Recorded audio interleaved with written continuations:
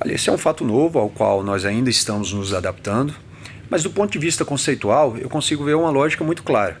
O Ministério é do desenvolvimento social, e essa também precisa ser uma preocupação de nós que fazemos o INSS. Eu vou te dar um exemplo muito claro. Ao se conceder um auxílio-doença, por exemplo, nós não temos que nos preocupar apenas com o pagamento do benefício. Nós temos que nos preocupar com a reabilitação desse cidadão de forma a fazer a sua reinserção no mercado de trabalho. Isso é desenvolvê-lo, isso é empoderá-lo.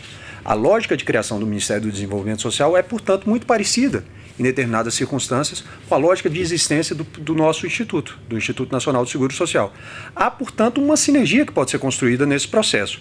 É claro que, ao longo do tempo, nós teremos uma impressão melhor de como se deu essa incorporação, mas eu acredito que ela possa funcionar e que possa trazer bons frutos, tanto para aqueles que gerem o MDS, quanto principalmente para aqueles que aferem e que auferem os benefícios do INSS.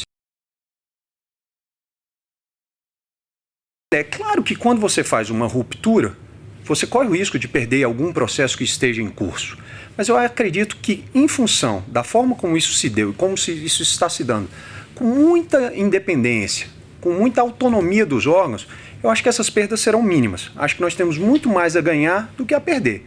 É claro que a nossa obrigação é a obrigação de quem gere todos esses órgãos, quer seja a estrutura que tenha ficado sob os auspícios do Ministério da Fazenda, e eu estou me referindo, por exemplo, à Secretaria de Previdência, quer esteja me referindo ao INSS que ficou sob o guarda-chuva do MDS, é preocupação de todos que estejam à frente da gestão diminuir essas perdas e maximizar as vantagens que nós podemos e certamente oferiremos desse processo de fusão.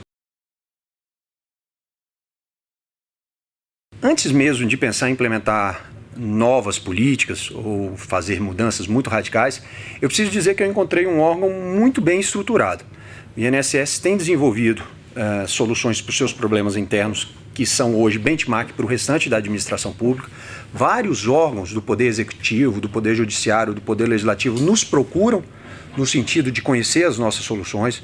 Do ponto de vista da incorporação de novas tecnologias, o INSS tem sido também vanguardista.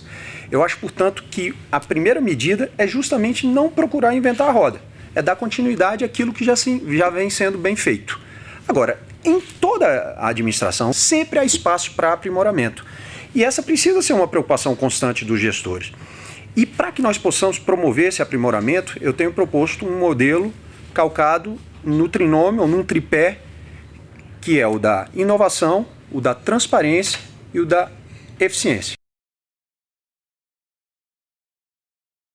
Eu preciso dizer que existe um descompasso entre a forma como nós desenvolvemos os nossos processos internos e a percepção que a sociedade tem daquilo que acontece aqui no INSS. Como eu te falei agora há pouco, o INSS já é benchmark, já é referência para várias outras instâncias do poder público, mas parte da sociedade ainda vê o órgão como uma estrutura relativamente desorganizada. Nós precisamos, então, fazer este casamento entre aquilo que estamos construindo e a percepção que os cidadãos brasileiros têm do INSS. E esse também vai ser um esforço dessa gestão. Eu considero que o meu maior desafio é, numa primeira ponta, humanizar o processo, ou humanizá-lo ainda mais. Eu sei que os nossos funcionários já se esforçam muito para prover um serviço de qualidade. E para que isso aconteça, nós precisamos dar boas condições de trabalho para esses nossos funcionários. Por boas condições, eu me refiro à capacitação, eu me refiro a uma melhor remuneração, eu me refiro a melhores estruturas, ainda que parte disso não seja possível construir num horizonte de tempo muito curto. Eu acho que esse é um modelo bem sucedido, um modelo no qual se exige que cada um dos gerentes executivos tenha tido pelo menos 3 anos de experiência à frente de uma agência, o que lhe dá muita tranquilidade para tomar decisões que digam respeito ao processo na ponta.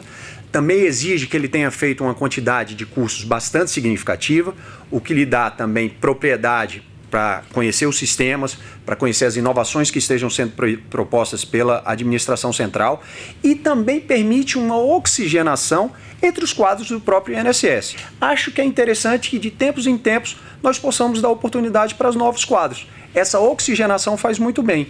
E a experiência de um gestor que certamente ama o órgão como o novo que o sucede, Ao se somar esses dois esforços, a gente tem sempre um processo de sinergia que tende a melhorar os fluxos internos.